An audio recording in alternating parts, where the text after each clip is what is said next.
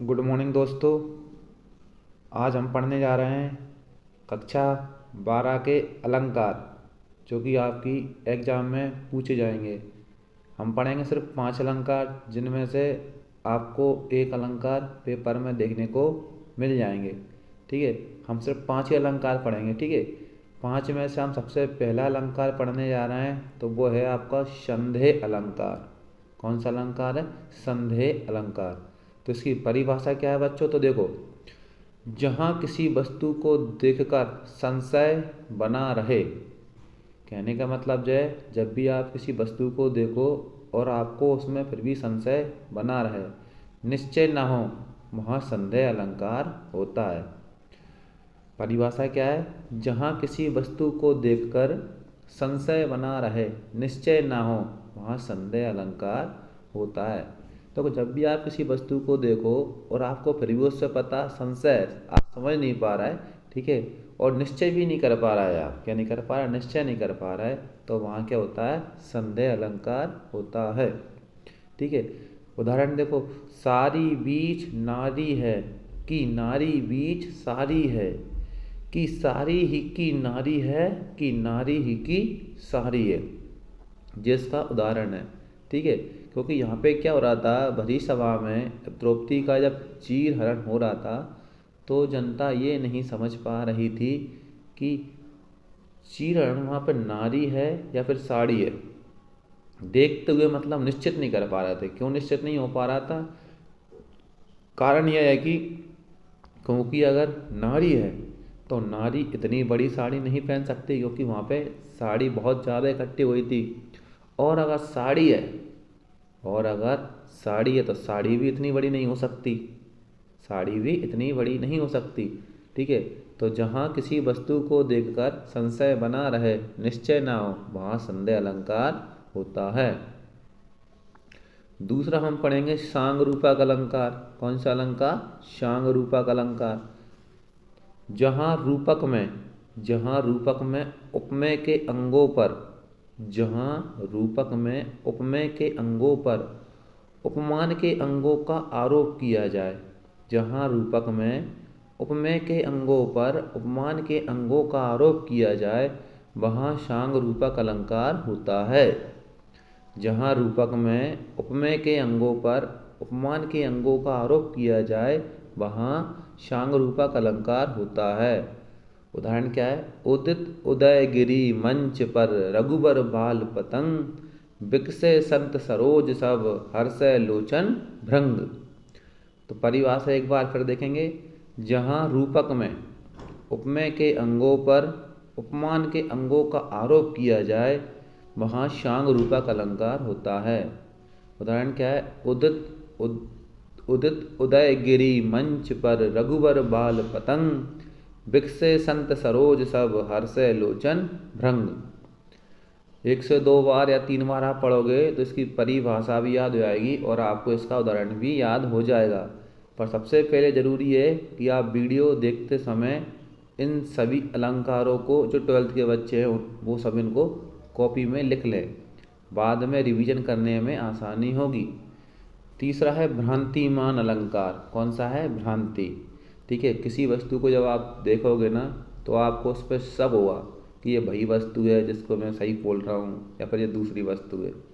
जैसे देखो, जहाँ एक वस्तु को देखने पर दूसरी वस्तु का भ्रम हो जाए, जहाँ एक वस्तु को देखने पर दूसरी वस्तु का भ्रम हो जाए, वहाँ भ्रांतिमान अलंकार होता है।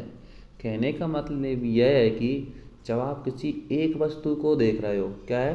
जब आप किसी एक वस्तु को देख रहे हो और उसमें आपको दूसरी वस्तु का भ्रम हो जाए, तो वहाँ कौन सा अलंकार होता है? तो वहाँ भ्रांतिमान अलंकार होता है। ठीक है, जैसे देखो, मैं आपको सिंपल से एक उदाहरण दूँ। जैसे कभी हम लोग अगर बैठे हैं, ठीक है, और अचानक से हमारे ऊपर अगर रस्सी गिर जाए, क्या गिर जाए? रस्सी गिर जाए, तो बच्चों हमें पता ऐसा ही लगेगा कि हमारे ऊपर सांप ही गिरा है। ठीक है, तो यहाँ भी क्या है? भ्रांतिमान अलंकार है, रस्सी है कि सांप है। ठीक है, और एक अब इसका उदाहरण अपन क्या देखेंगे। मुन्ना जब मम्मी के सिर पर देख देख दो चोटी, भाग उठा भय मानकर सिर पर सौंपन लोटी। मुन्ना तब मम्मी के सिर पर देख देख दो चोटी। भाग उठा भय मानकर सिर पर सौंपन लोटी।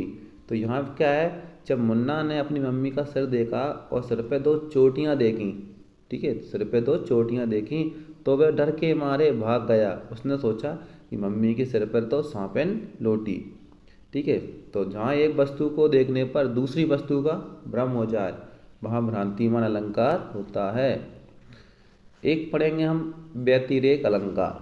तो देखो बच्चों, जब छोटे को बड़े से श्रेष्ठ बताया जाए, कहने का मतलब क्या है, जब हम किसी छोटे को बड़े से श्रेष्ठ बताते हैं, छोटे को बड़े से श्रेष्ठ बताते हैं और उसका कारण भी दिया जाता है, तब वहाँ व्यतिरेक अलंकार होता है। तो सिंपल से में बेटा क्या है, जब आप किसी छोटे को बड़े से अच्छा बता रहे हो, जब आप छोटे को बड़े से अच्छा बता रहे हो और उसका कारण भी दे रहे हो कि छोटा अच्छा क्यों है, तो वहाँ व्यतिरेक अलंकार होता है। उदाहरण, जिनके यश प्रताप के आगे, जिनके यश प्रताप के आगे शशि मलिन रवि शीतल लागे। जिनके यश प्रताप के आगे शशि मलिन रवि शीतल लागे, ठीक है। एक बार दोबारा देखेंगे व्यतिरेक अलंकार। जब छोटे को बड़े से श्रेष्ठ बताया जाता है और उसका कारण भी दिया जाता है, तब वहाँ व्यतिरेक अलंकार होता है। जिनके यश प्रताप के आगे शशि मलिन रवि शीतल लागे। तो बेटा कुछ कुछ महापुरुष ऐसे होते हैं बेटा, जिनका तेज इतना भयंकर होता है बेटा कि इनके आगे बेटा पता चंद्रमा सूरज, ठीक है, बाकी सब बेटा फीके लगने लगते हैं। एक होता है विरोधाभास अलंकार। कौन सा अलंकार? विरोधाभास। जहाँ वास्तविक विरोध ना होने पर भी, यहाँ का अपन विरोध करना नहीं चाह रहा है, जहाँ वास्तविक विरोध ना होने पर भी विरोध का आभास हो, जहाँ वास्तविक विरोध ना होने पर भी विरोध का आभास हो, वहाँ विरोधाभास अलंकार होता है। जहाँ वास्तविक विरोध ना होने पर भी विरोध का आभास हो, वहाँ विरोधाभास अलंकार होता है। उदाहरण क्या है? मैं निज रोदन में राग लिए फिरता हूँ, शीतल वाणी में आग लिए फिरता हूँ। मैं निज रोदन में राग लिए फिरता हूँ, शीतल वाणी में आग लिए फिरता हूँ, ठीक है। ये बेटा आपको बेटा पांचों अलंकार बेटा आपको बेटा पढ़ना बेटा बहुत ज़रूरी है, क्योंकि इन्हीं में से इन्हीं पांचों में से आपके एक अलंकार आपको पेपर में देखने को मिलेगा। तो बच्चों, ये पांचों अलंकार आज हमने पढ़े, इनका आप बार बार रिवीजन करना। देखो हिंदी में नंबर अच्छे आते हैं, रीजन क्या है, ज़्यादा कठिन हिंदी होती नहीं है, ठीक है। तो आप बच्चों इन पांचों अलंकारों को अच्छे से पढ़ लेना। 2 नंबर का क्वेश्चन इसमें से 101% आपको देखने को मिलेगा।